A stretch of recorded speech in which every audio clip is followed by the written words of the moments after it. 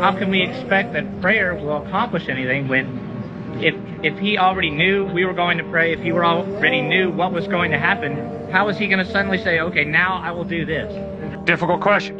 First point, prayer is not an experiment in getting. Prayer is an exercise in intimacy. The point of prayer is not for me to twist a reluctant God's arm to get the BMW or the A on the next exam that I want so desperately. That is not the purpose of prayer. The purpose of prayer is to get to know God. The purpose of prayer is not to get the goody-goodies from a reluctant God who's got a real problem with me having a good life.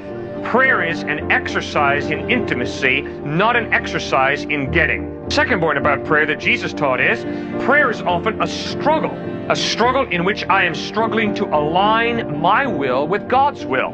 That's Jesus in the Garden of Gethsemane. Father, if it is possible, take this cup from me, yet not my will, but your will be done. Third point, there is no magical way to pray so that I get exactly what I want. And a U.S. Army chaplain put it real well when he said, I'm sick and tired of hearing people say, if you just have enough faith, you'll get what you want.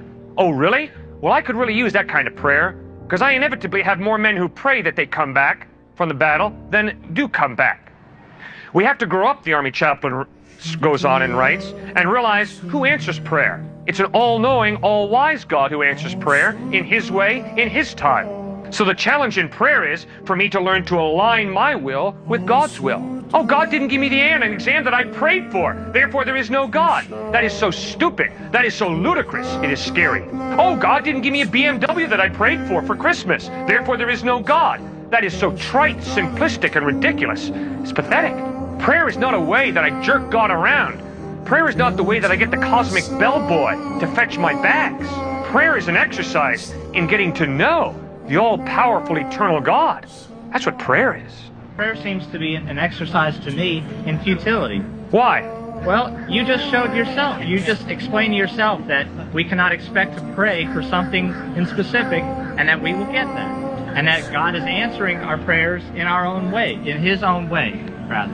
Well, then we can say that about anything. We can say, well, anything is happening because that's the way it was supposed to happen. How are you saying that? Well, it's real simple. That's a cop-out, saying. No, it's not. It would be a cop-out if I stood out here and said, you want to know why God exists? Because he's answered my prayers. Then you're right. I'd be copping out. But I never once said that to you, sir. Because you're right, if I had said that, you'd really have nailed me correctly, and I respect you intellectually for that. But never once have I said to anybody, you want to know why you should believe God exists? Because he answers prayer. Because you're right, sir. You don't know if that's God answering prayer, if that's just the way a circumstance turned out. Right? Neither do I. So never once would I stand out here and say, oh, you want to know why God exists? Because he answers prayer. I can't show that to you.